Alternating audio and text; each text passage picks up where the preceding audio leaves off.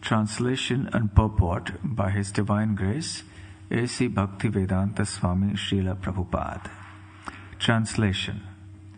My Lord, who are never conquered by anyone, I am certainly not afraid of your ferocious mouth and tongue, your eyes bright like the sun, or your frowning eyebrows. I do not fear your sharp pinching teeth, your garland of intestines, your mane soaked with blood, or your high wedge-like ears. Nor do I fear your tumultuous roaring, which makes elephants flee to distant places, or your nails, which are meant to kill your enemies. Purport. Lord Nrsimhadeva's fierce appearance was certainly most dangerous for the non-devotees. But for Prahlad Maharaj, such a fearful appearance was not at all disturbing. The lion is very fearsome for other animals, but its cubs are not at all afraid of the lion. The water of the sea is certainly dreadful for all living entities on the land, but within the sea, even the small fish is unafraid. Why? Because the small fish has taken shelter of the big ocean. It is said that although great elephants are taken away by the flooding waters of the river, the small fish swim opposite the current. Therefore, although the Lord sometimes assumes a fierce appearance to kill the Dushkritis, the devotees worship him. Keshavadhrita Narahari Rupa Jaya Jagadisha Hare. The devotee always takes pleasure in worshipping the Lord and glorifying the Lord in any form, either pleasing or fierce. When the Lord actually appeared in front of Prahlad Maharaj and Hiranyakashipu, and especially when the Lord was fighting with Hiranyakashipu, the Lord's form was elaborately described. And also, when the Lord sat down on the throne, after having killed Hiranyakashipu, the Lord's form at that time was also described. It was certainly very, very fearsome. People are afraid nowadays of Dracula or whatever. They go to see horror things. I think in London there is a horror. We were passing by some place and we saw where people pay to be horrified. They pay to become scared. But if that is horror, then you can well imagine how fearsome the form of Lord Nrsimhadev was. Actually, we can't imagine. It's terrifying beyond measure. Such was the form that Hiranyakashipu saw in front of him. And even the demigods, as we have seen earlier, were so terrified that they couldn't approach the Lord. They stayed far away. And eventually they didn't have to persuade actually, they just gently asked Prahlad to move forward. And Prahlad's reaction was that he was completely fearless. And he says this now to the Lord, that I'm not afraid of your ferocious mouth and tongue. I'm not afraid of your bright red eyes, your frowning eyebrows. I'm not afraid of your sharp teeth. I'm not afraid of the garland of intestines all around you. I'm not afraid of the blood that is splattered all over your mane. I don't fear even the tumultuous roaring of yours that has shattered the hearts of even big elephants who run away in fear upon hearing that sound. I'm not afraid of all these things at all, nor even your nails with which you killed not only my father but also all the soldiers of his army. So this is one of the consequences of being a pure devotee of the Lord. Rup Vilas Prabhu was yesterday narrating a pastime in which he was attending a class given by Srila Prabhupada in America, and after the lecture, one devotee asked him a question. Srila Prabhupada, what does it feel like to be a liberated soul? And then Prabhupada sat back for a while, for a few moments, thought about it, and then he smiled broadly and said, fearless. That's what it feels like to be completely liberated. So Prahlad is feeling like that, completely fearless.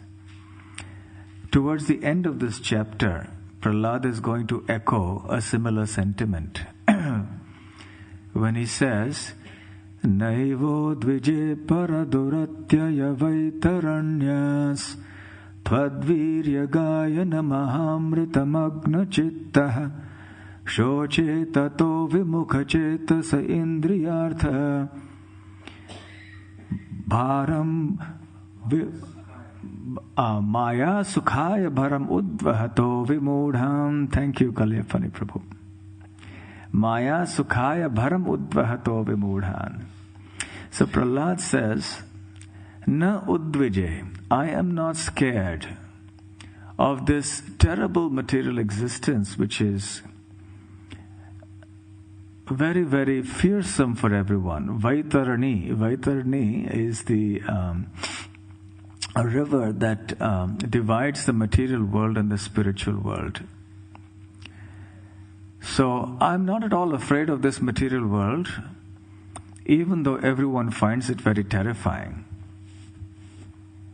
And what is the reason for that? Magna chittaha, because my mind is absorbed. Tvad virya gayana mahamrita. In the songs or in the glorification of your Lordship, which is like nectar. Mahamrita.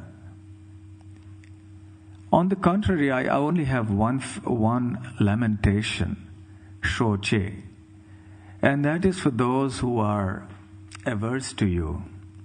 Shoche tata, vimukha, those who have turned their backs to you, indriyartha, for the sake of sense gratification, which gives maya sukha. So, for the purpose of maya sukha, such living entities have, from time immemorial, been assuming or taking on unnecessary responsibilities and loads. Bharam, udvahato, vimudhan, and therefore I consider them very foolish. So this is Prahlad's fearlessness. He is constantly absorbed in the glorification of the Lord, in the holy name of the Lord, and therefore he feels complete fearlessness. He feels a sense of happiness. Who in this world can claim to be free of anxiety and fear? Who in this world can claim that he or she is always blissful? But Prahlad can claim, because he is constantly absorbed in the glorification of the Lord. Srila Prabhupada gives two very nice analogies here.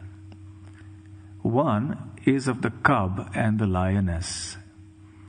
When the lioness is seen by others, then she is ferocious. To all other living entities, the lion and lioness are very fierce. But for the cub, the lioness is the embodiment of shelter, protection, love, and so on. Two perspectives of looking at the same phenomenon. One sees it as shelter and love, and the other sees as death or as something very, very fearsome. Another example that Prabhupada gives here in the purport is that of the fish in the ocean. For those of us who have been out at mid-sea in a typhoon or a cyclone or a hurricane, we know how fearsome the ocean can be. And what to speak of the power of the ocean, even the power of a river in flood, Prabhupada explains, can even sweep away mighty elephants. But a tiny fish swims up current, against the current of the water. And in the sea as well, even though everything is so turbulent, there are mighty waves and fierce winds blowing, but the fish fearlessly swims within the waters. So what is the reason for that? The reason is, Srila Prabhupada explains, shelter. The cub has taken shelter of the lioness, and therefore the lioness affords or gives protection. Similarly, the fish has taken shelter of the ocean, therefore the ocean gives protection. Similarly, the pure devotees of the Lord, they take shelter of the Supreme Lord, and therefore the Lord gives all kinds of protection. One of the 64 qualities of the Supreme Lord that Srila Rupa Goswami mentions in the Nectar of Devotion is that He is a protector of surrendered souls. And He gives an example that there was a particular enemy of Krishna who became quite enlivened and fearless at the very thought that if he surrendered to Krishna, Krishna would protect him. So even though he was Krishna's enemy, but understanding Krishna's quality as one who protects surrendered souls, he became fearless. And conversely, as far as devotees are concerned, Rupa Goswami mentions that one of the 64 items or limbs of sadhana bhakti is sharanapattihi, which means taking or surrendering utterly to the Lord. There's another one that's similar, that is atma nivedana. But in sharanapattihi, Sri Rupa Goswami explains that one actually surrenders to the Lord, and that is called sharanagati. Sharana is surrender, and in the process of that surrender, one actually gets protection and shelter. Srila Jiva Goswami says that the word Sharana has two components or two aspects to it. One is protection and the other is shelter, ashraya. And protection means raksha. So for one who surrenders to the Supreme Lord, there is protection and there is shelter. So the word for shelter in Sanskrit is ashraya. In the Srimad Bhagavatam, 10 topics have been identified. Atra sarga visargascha sthanam poshanamutayah manvantareshanu katha nirodho muktirashrayah. So there is sarga, there is a process of creation of the elements and the other phenomena, or like the tanmatras and so on, that are created before Brahma is born, before the universes are created. Then there is visarga, which is the creation by Brahma. Sthanam, which means the maintenance of the universes once they have been created. Poshanam means the favoring of the devotees by the Lord, who is very kind upon the devotees.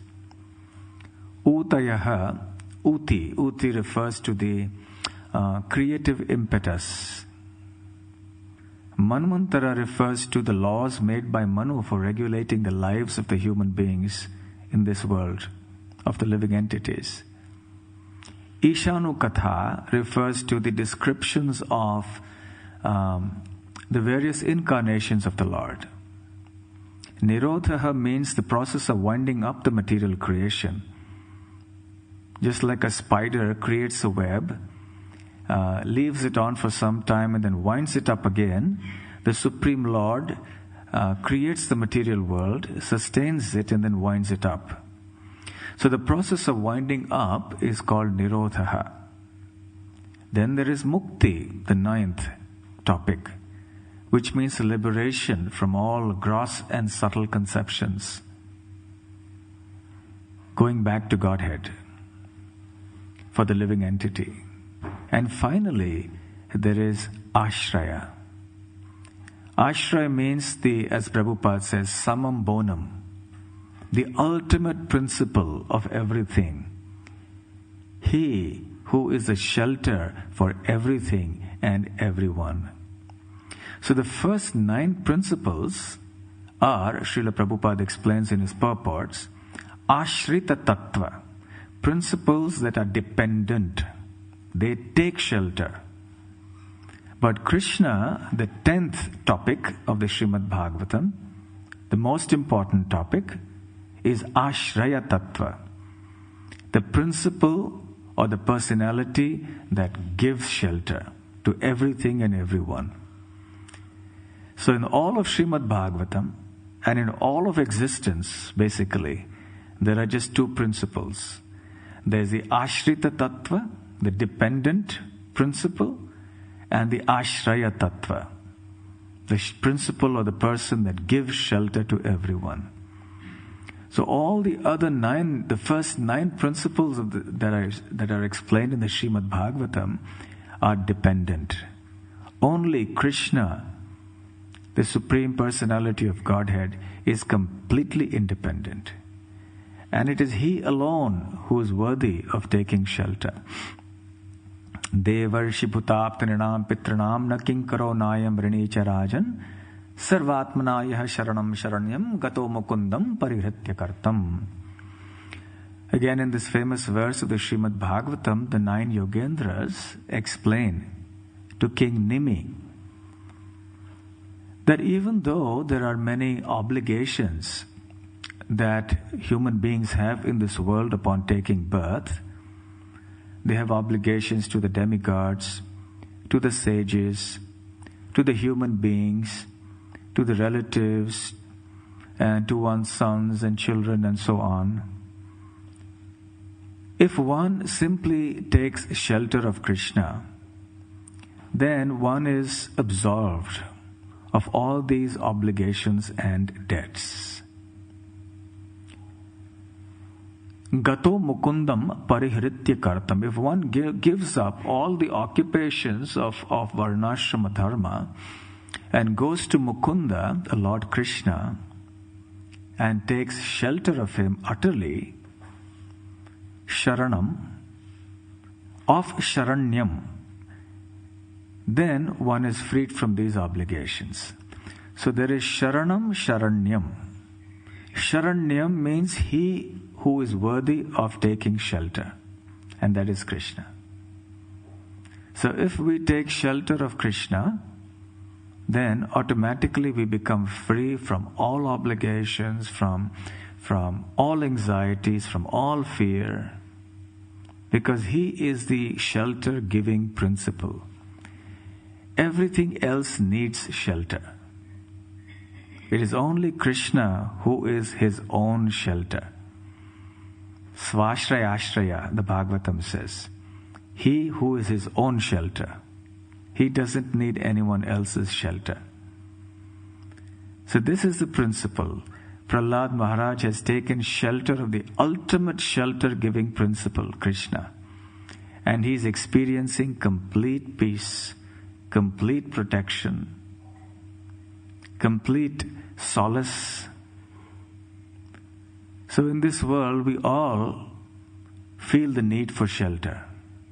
because the world itself is a very fearsome place. And Krishna is waiting for us to take shelter of him. He has unlimited capacity to give shelter. Krishna's shelter-giving capacity is not limited. Our capacity to give shelter to others is very, very limited. Of course, we see in the lives of the great devotees like Srila Prabhupada, they were able to give shelter to so many. Because they were representing Krishna, because they themselves had taken shelter of Krishna. So one could talk about a tree of shelter, the shelter tree. The main tree is Krishna. And then he has many branches. And these branches are dependent on the trunk. They grow from the trunk. Jai Shri Shri Radha Gokulanand ki Jai. Shri Shri Sita Ram Lakshman Hanuman ki Jai. Shri Shri Gaur Nitai ki Jai. So they grow from the main trunk. They derive their power from the main trunk. So if the trunk is Krishna, then the branches would be like the pure devotees of the Lord who have taken shelter of Krishna. And then they derive some limited shelter-giving capacity. So if you take shelter under one branch, it's not much shelter, but it's something. And if you are a very big branch, then you can give a lot of shelter. But that shelter is dependent on the shelter of Krishna. It's not an independent shelter.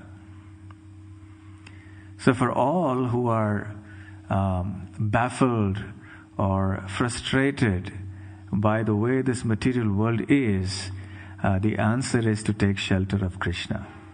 And Prahlad Maharaj himself has demonstrated by his own life how we can take shelter. In all conditions of life, in his mind, being constantly thinking of Krishna, he experienced that fearlessness and shelter, so much so that even when his father arranged for him to be subjected to so much torture, like being thrown from the mountain tops and so on, he was fearless. He just remembered Krishna. And there is no description in the Srimad Bhagavatam or elsewhere that Prahlad cried out for help. Although such crying out for help in such extreme situations is not against the principle of pure devotional service, because it is an extreme emergency situation, but Prahlad didn't even cry out for the Lord, because he had taken complete shelter of the Lord. This was Prahlad's position. So it is an inspiration for all of us to realize what benefit there is in taking shelter.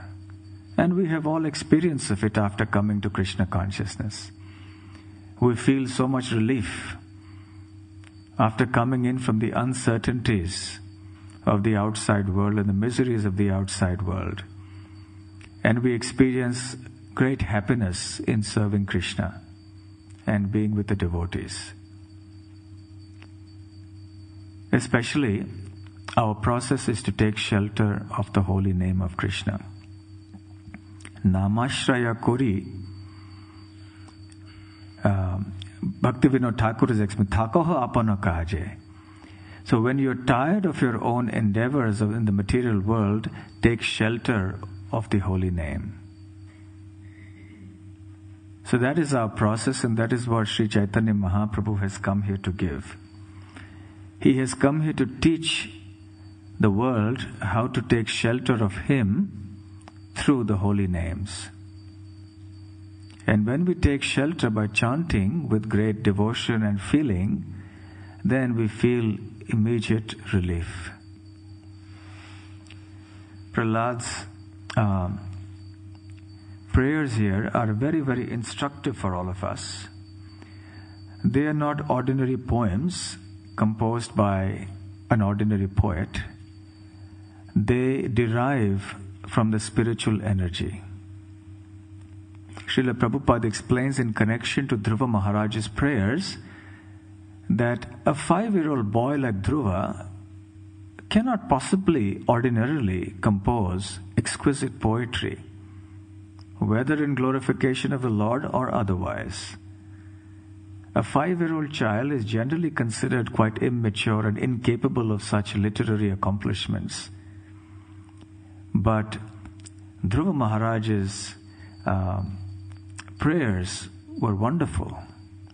The same principle applies to Prahlad, who was also only 5 years old when he was offering these prayers. And these were spontaneous outpourings of devotion. It's not that Prahlad, sat down in his room and then he composed these poems and then he cut and he corrected his poems again and he, like any ordinary writer would do, and then he memorized it and then he came here and recited it in front of the Lord. It wasn't like that. It was just a spontaneous outpouring of his devotion. It just came out naturally. Something like when, in the old days, you had the gramophone records where you kept the stylus on the record and everything would start. So by the touch of the Lord's spiritual energy, as it was with Dhruva when the Lord touched him with his conch shell, Dhruva started coming up with all these wonderful prayers. So similarly, by the touch of the Lord's hand on Prahlad's head, who blessed him, Prahlad was able to come up with so many wonderful verses glorifying the Lord. Hare Krishna. Thank you very much. We have some time for questions or comments.